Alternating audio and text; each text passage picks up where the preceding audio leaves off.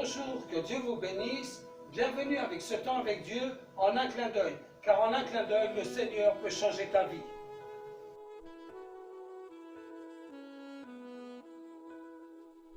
Alors le royaume des cieux sera semblable à 10 vierges qui, ayant pris leur lampe, allèrent à la rencontre de l'époux. 5 d'entre elles étaient folles et 5 sages. Les folles, en prenant leur lampe, ne prirent point d'huile avec elles, mais les sages prirent avec leur lampe de l'huile dans des vases. Comme l'époux tardait, toutes s'assoupirent et s'endormirent. Au milieu de la nuit, on cria « Voici l'époux, allez à sa rencontre !» Alors toutes ces vierges se réveillèrent et préparèrent leurs lampes. Les folles dirent aux sages « Donnez-nous de votre huile, car nos lampes s'éteignent. » Les sages répondirent « Non, il n'y en aura pas assez pour nous et pour vous. Allez plutôt chez ceux qui en vendent et achetez-en pour vous. » Pendant qu'elles allaient en acheter, l'époux arriva. Celles qui étaient prêtes entrèrent avec lui dans la salle des noces, et la porte fut fermée. La parabole que nous donne notre Seigneur est un avertissement. Il nous dit à quoi sera semblable le royaume des cieux, qu'il sera semblable à 10 vierges qui allèrent à la rencontre de l'époux, ayant pris une lampe. La virginité nous parle de pureté, de sainteté, chose nécessaire pour atteindre la grande bénédiction que nous offre le Seigneur, qui est le salut. Et nous voyons que de ces 10 vierges, 5 d'entre elles sont folles et les autres sont sages. Les folles nous parlent de filles imprudentes, de filles insensées, qui n'ont pas la crainte de Dieu, qui n'ont pas la crainte de pécher. Elles peuvent rentrer dans une église, écouter la parole, mais ne la pratiquent pas. Elles pensent que vivre la sainte doctrine, c'est quelque chose qui n'est pas nécessaire. Alors que le sage, bien au contraire, écoute la parole de Dieu, mais la pratique. Ce sont des filles prudentes, des filles qui sont là pour servir dans l'œuvre de Dieu, qui jamais se renient pour servir à notre Seigneur.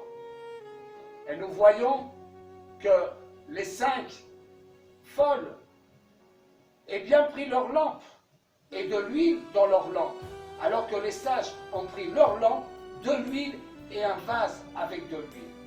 Rappelez-vous qu'à l'époque, il n'y avait bien sûr pas d'électricité et la lampe était le moyen d'éclairer. L'huile est le combustible pour donner cette lumière, cette clarté qui est nécessaire. Elle devait éclairer. L'huile, pour le croyant, c'est l'onction. L'huile, pour le croyant, c'est la présence du Saint-Esprit. L'huile se produit à travers les prières, à travers les jeûnes, à travers les veillées, à travers l'obéissance, à travers l'effort que nous pouvons faire dans le chemin avec notre Seigneur.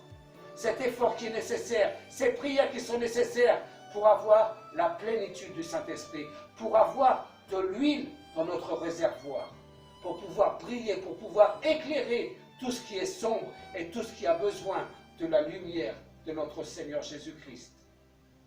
Alors nous voyons que leur mission était donc d'aller à la rencontre de l'époux. Mais la parole nous dit que l'époux tardait. L'époux représente notre Seigneur qui va venir pour son Église, pour cette Église propre, pour cette Église sainte, pour cette Église qui brille, qui éclaire. D'où l'importance d'être rempli de cette huile, rempli de la plénitude du Saint-Esprit, pour qu'il nous trouve aptes à pouvoir être élevés dans les cieux comme Église. Béni soit le nom du Seigneur. Et là nous voyons, comme l'époux tardait, elles se sont toutes assoupies et endormies. Et nous voyons que tard dans la nuit, on commençait à crier des personnes, l'époux arrive, l'époux arrive. Et là, elles se sont donc réveillées et les sages ont préparé donc plus d'huile dans leurs lampes, alors que les folles, leurs lampes commençaient à s'éteindre. Elles n'avaient plus d'huile. Alors elles demandent aux sages, donnez-nous de l'huile. Et les sages disent, mais si nous vous donnons de l'huile, nous n'aurons pas assez d'huile pour vous et pour nous. Allez acheter de l'huile avant qu'il soit trop tard. Allez acheter de l'huile pour que vous puissiez nous rejoindre avant qu'il soit trop tard. Et donc nous voyons que les sages accompagnent le cortège jusqu'à la chambre des noces, à la salle des noces. Et là, l'époux ferme la porte. Bien sûr, les folles sont arrivées en retard. Et les folles frappent à la porte. « Seigneur, Seigneur !» Et le Seigneur ouvre et il dit, « En vérité, je ne vous connais pas. » Il y a une heure pour pouvoir accepter et confesser nos péchés. C'est quand il y a encore le temps de le faire. Il ne faut pas attendre que ça soit trop tard, car nous ne savons jamais quand est-ce que le Seigneur va fermer la porte. Nous ne savons pas jusqu'à quand le Seigneur va nous donner l'opportunité de pouvoir arriver vers lui comme un être obéissant, un être prudent, un être qui a envie de servir, un être qui veut produire de ce combustible, de cette huile, qui veut être rempli du Saint-Esprit. Le chapitre précédent de cette parabole nous parle d'une fin. Les disciples, dans le verset 3, lui disent « Seigneur, comment sera ton avènement? Comment va se produire la fin du monde ?»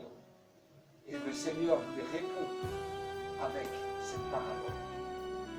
Il va y avoir une fin à toute cette situation que nous sommes en train de vivre. Il y a encore de la plénitude, il y a encore de la joie, il y a encore des projets qui peuvent se réaliser. Mais ce temps est en train d'arriver à sa fin. La porte est prête à se fermer. Celui qui a la clé de cette porte, c'est le Père. Car lui seul sait quand est-ce que le Fils va venir pour son Église. Aujourd'hui, le Seigneur te donne une opportunité, car en un clin d'œil, le Seigneur élèvera son Église au ciel. Et après, il arrivera des moments de détresse, des moments de grande tribulation, des moments très difficiles qui vont se produire sur la terre. Mais aujourd'hui, le Seigneur te donne une opportunité pour faire partie de cette personne qui est prudente, qui est sage, qui est attentif à la voix de Dieu.